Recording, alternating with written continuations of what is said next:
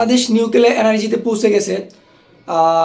বাংলাদেশ আমাদের রূপপুর পারমাণবিক বিদ্যুৎ কেন্দ্র আছে, সেখানে ফিউরেল রড লোড করা হয়েছে। একটা ইউনিটে প্রায় 167টা রড লোড করা হয়েছে এবং আমরা খুবই কম সময়ের মধ্যে এটির কার্যক্রম দেখতে পারবো। আমরা গ্রিন এনার্জিতে পৌঁছে গেছি। পারমাণবিক বিদ্যুৎ উৎপাদন কেন্দ্র হিসাবে 133তম দেশ হিসাবে বাংলাদেশ তার নাম লেখা হয়েছে। এই জন্য আমাদের গরিব হওয়া উচিত। অভিনন্দন বাংলাদেশ। কিন্তু বিষয়টা হচ্ছে যে এই যে রূপপুর পারমাণবিক বিদ্যুৎ কেন্দ্র, এটা আসলে আমাদের জন্য কতটা নিরাপদ। আমরা সবাই কম বেশি চার্নিবল দুর্ঘটনার সবাই জানি। যারা চার্নিবল দুর্ঘটনার বিষয় একটু গাড়াগাড়ি করছি, অথবা যারা এসবিওতে যে চার্নিবল সিরিজটা আছে সেটা দেখছি, তারা সবাই জানে যে এটার ভয়াবহতা কত। আপনার সোভিয়েত ইউনিয়নে, বর্তমান ইউক্রেনে যে চার্নিবল যে আপনার পারমাণবিক বিদ্যুৎ কেন্দ্র ছিল, সেটার মধ্যে একটা রিয়েক্টর ফেটে যায়। কি জন্য ফেটে যায়? বিজ্ঞানীদের অদূরদর্শিতার কারণে, বিজ্ঞানীদের অভিজ্ঞ বিজ্ঞানী না থাকার কারণে। খুবই অভিজ্ঞ বিজ্ঞানী কম ছিল এবং অদূরদর্শিতা সম্পূর্ণ কম ছিল। তারা রিস্কের উপর রেখে আপনার গবেষণা করতেছিল। যে জায়গায় সিকিউরিটি অ্যালার্ট ছিল, তারপর তারা এটা গুরুত্ব দেয় নাই। তারা প্রেশার দিয়ে গবেষণা করতেছিল বিভিন্ন বিষয়ের উপর। হঠাৎ করে একসময় এটা ফেটে যায় এবং ফেটে যাওয়ার পর কি হয়, একটা হিউজ পরিমাণে ডিজাস্টার হয়। মনে করেন যে আশেপাশের কয়েকটি শহরে মনে করেন ওই যে আপনার পারমাণবিক যে রেডিয়েশন আছে সেটা ছড়ায় যায়।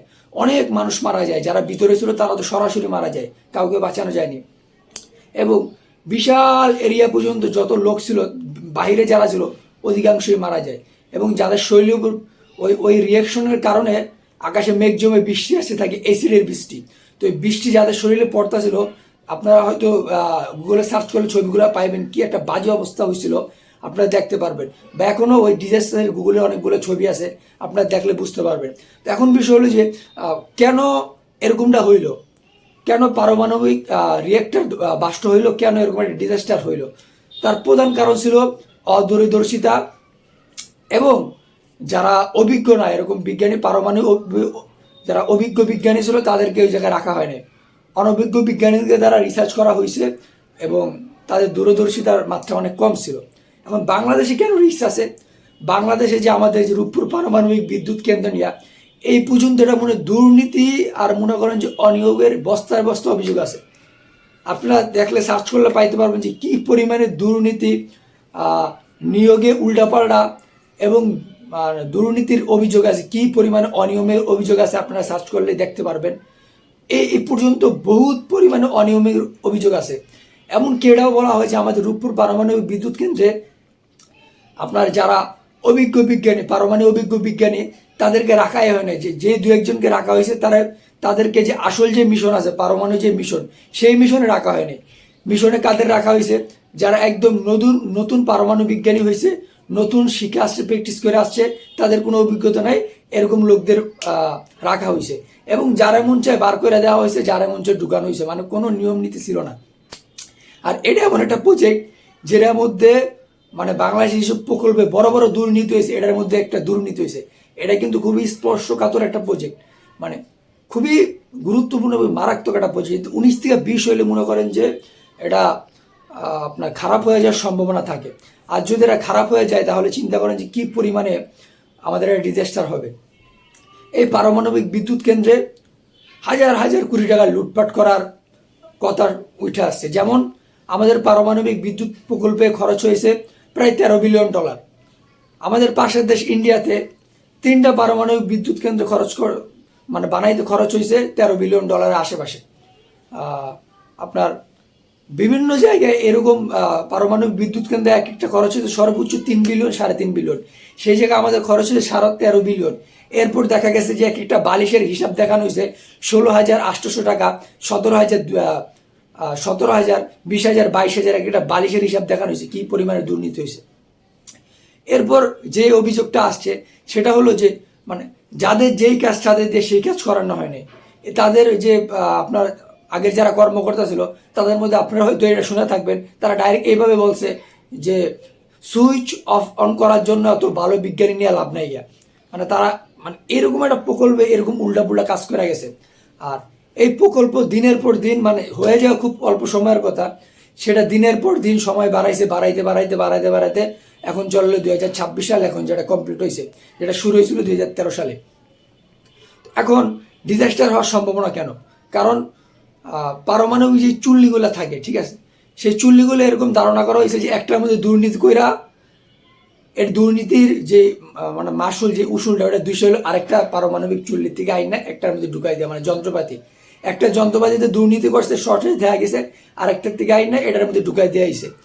মানে তো শর্টেজ তো থাইকেই যাইতেছে নাকি, আপনি আরেকটার থেকে আইন আরেকটা দিতেছে, আরেকটার থেকে আরেকটা আইন, শর্টেজ তো থাইকেই যেতেছে। এটা এরকম একটা জিনিস যে জায়গায় শর্টেজ থাকা মানেই মহা একটা বিপদ। এই জায়গায় 100% আপনার ক্লিয়ার থাকতে হইব যে এই জিনিসটা কনফার্ম ঠিক আছে। তারপরে সবচাইতে আমাদের জন্য ভয়াবহ যে বিষয়টা সেটি হচ্ছে ইন্টারন্যাশনাল অ্যাটমিক এনার্জি আইআইই আইএই সে এই রূপপুর পারমাণবিক বিদ্যুৎ কেন্দ্রে নিয়ে টোটাল 15টা সাজেশন দিয়েছে। আসলে সাজেশন তো সে দেয় নাই, সাজেশন একটা বা দুইটা দেয়। এই পর্যন্ত ওয়ার্ল্ডে যতগুলো পারমাণবিক বিদ্যুৎ কেন্দ্র হয়েছে বা যা হয়েছে সর্বোচ্চ একটা বা দুইটা, অনেকগুলো তো কোনো পরামর্শ দেয় নাই, কিন্তু বাংলাদেশে টোটাল 15টা সাজেশন দিছে। কারণ 15টা কি সাজেশন হয় কোনো সময়? 15টা যেটা দিয়েছে হলো ওয়ার্নিং, সোজা সাপটা ওয়ার্নিং দেওয়া গেছে। এই ওয়ার্নিংয়ের মধ্যে কি বলছে যে নিরাপত্তায় যে ব্যবস্থাগুলো আছে সেগুলো জোরদার করতে হবে, ঠিক আছে। যে পরিবেশে এটা গইরা উঠতেছে, এই পরিবেশগুলি আপনার করতে হবে, যাচাই বাছাই করে নিরাপদ কিনা সেটা দেখতে হবে। এবং এরকম 15টা টোটালি যে এখানে যে আপনার যে পরিচালনার যে কমিটি আছে বা পরিচালক যে কমিটি আছে সেটার মধ্যে একজন এক্সপার্ট পরমাণু বিজ্ঞানী রাখতে হবে, এক্সপার্ট একজন পরমাণু বিজ্ঞানী রাখতে হবে, এবং সব কিছু প্রকাশ্যে একদম করে দিতে হবে। এরকম অনেক 15টা পরামর্শ দিছে। তো 15টা পরামর্শ কিন্তু এই পর্যন্ত কাউরে দেয় না, শুধুমাত্র আমাদের দেওয়া হয়েছে। তো 15টা পরামর্শ তো আসলে 15টা পরামর্শ না, এটা ডাইরেক্ট ওয়ার্নিং দিয়ে দিছে। আর এখন ধরেন যে কোনো কারণে আমাদের রিয়েক্টর ব্লাস্ট করলো বা আমরা একটা ডিজাস্টারের শিকার হইলাম, রেডিয়েশনের শিকার হইলাম, তাহলে পুরো রংপুরের যে আশেপাশে যে জেলাগুলো আছে, রংপুর সবগুলো জেলাতে মনে করেন যে কী হইবে, মানুষ ক্ষয়ক্ষতি, চার্নোবিলের মতন ক্ষয়ক্ষতির শিকার হইবে। আমাদের বাংলাদেশের সরকার এরকম ক্যাপাসিটি আছে যে এই জায়গা থেকে মুহূর্তের মাঝখানে এতগুলো মানুষ সরাই নিয়ে আসবে? আপনার জাপানে যে পারমাণবিক ডিজাস্টার হয়েছিল সমুদ্রের কারণে, পানি এসে পড়ার কারণে, সুনামির কারণে, ভূমিকম্পের কারণে, সে থেকে মানুষ প্রায় 1.5 লাখ লোক উঠাই নিয়ে আসছে। চার্নিভালে প্রায় 3 লাখ লোকের মতো সে জায়গা থেকে সরাই নিয়ে আসছে। আমরা কয় লাখ লোক নিয়ে আসতে পারবো?